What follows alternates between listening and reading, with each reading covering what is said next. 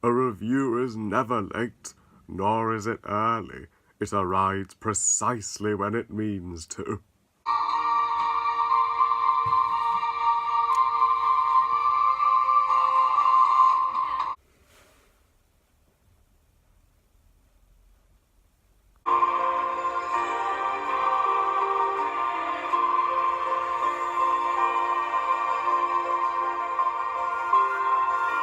Tolkien, directed by Dom Karakuski, and is the 2019 movie based on the life of the creator of The Lord of the Rings, The Hobbit, and Middle-earth itself, J.R.R. Tolkien. So Tolkien tells the story of simply Tolkien's personal life, of how he fell in love with Edith, fought in World War One, and formed the fellowship with C.S. Lewis at Cambridge University. Tolkien is a movie I wanted to love, as Middle-earth is one of the greatest universes ever written, even if I personally like J.K. Rowling and the Wizarding World are slightly better. Middle-earth is still one of those universes that I wish existed, and a universe that I would love to walk into. And the Middle-earth movie franchise, which includes both The Lord of the Rings and the Hobbit Trilogy, directed by Peter Jackson, will forever be one of my favourite movie franchises of all time. Rarely has a franchise stayed that consistent, and not a single bad installment in it. Even if The Hobbit, The Battle of the Five Armies is the weakest of that franchise, it's still a good movie. And as for Tolkien, it's the most disappointing movie of 2019. Sorry, Tolkien fandom. But when you compare this to the other 6 Middle-earth movies, this is by far the weakest Middle-earth installment ever made.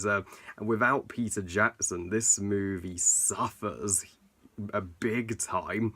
But first, let me get to what this movie did right, the positive section, as Tolkien still has its value. The sequences when Tolkien is imagining, knights on horses clashing, those were the greatest scenes in the movie, as they were what this movie should have been focused on for me, in getting inside the imagination of Tolkien to see where his inspiration for Middle-earth came from in the first place.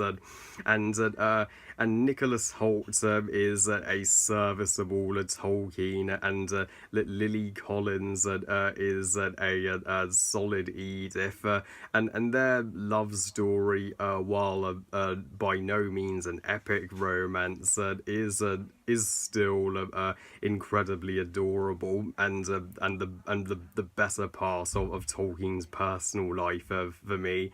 And it's also great to see how the fellowship was formed, because Tolkien did attend Cambridge University with C.S. Lewis, the author of Narnia, at the time. So that's where he got the inspiration for the Fellowship of the Ring. But and also the movie's soundtrack is the best thing it has going for it. This soundtrack is a contender for most riveting score I have heard all year. It's as if a Howard Shore returned, but Thomas Newton does deserve the praise for this score. But that aside, Tolkien is the first underwhelming Middle-earth movie, and here's why in my negative section. While there's nothing awful about this movie, there's nothing. There's little stand out about it. It has so little of the greatness that made the other 6 Middle-earth movies so epic. Not because this movie doesn't take place in Middle-earth. It's about the creator taking place in our world. That's immediately a less memorable setting for a movie. This movie doesn't tell you anything new about Tolkien as a person. Heck, you'd find out more about him as a person in the bonus features of the Lord of the Rings and Hobbit DVDs more than this entire movie. And the war scenes that are decent, but they don't have the power. They lack the impact of war scenes like in War Horse or Saving Private Ryan, and yeah, for the most part,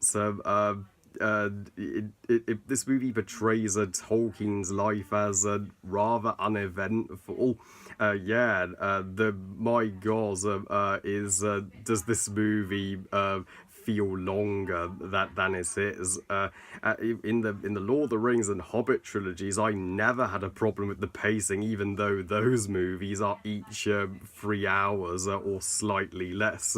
If the Middle-earth characters saw this movie, they would go, damn, our creator's life was not so engaging. To improve this movie, I would have had Peter Jackson return to direct and have sequences of the Middle-earth characters interact with Tolkien in his imagination. When Tolkien opens his book and all the Middle-earth characters and locations return in front of him, that would have been magical to see.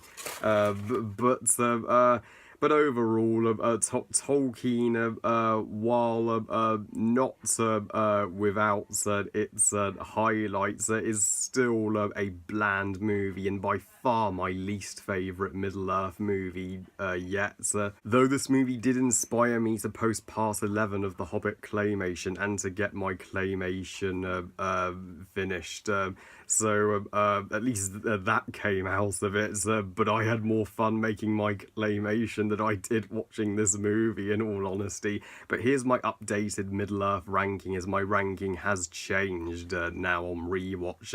At the bottom, my least favourite would be Tolkien, then the Battle of the Five Armies, then the Two Towers, then the Desolation of Smaug, then An Unexpected Journey, most underrated Middle-earth movie, then The Fellowship of the Ring, and the number one best Middle-earth movie still remains The Lord of the Rings, The Return of the King. I give Tolkien 2 stars out of 5, meh movie. So yeah, Tolkien maybe a dozer, but a J.K. Rowling movie could be freaking awesome. Well, I love you guys. Thank you for watching. I hope you guys enjoyed this review. And what do you think of Tolkien? And what's your favourite and least favourite Middle-earth movie? Please comment and let me know.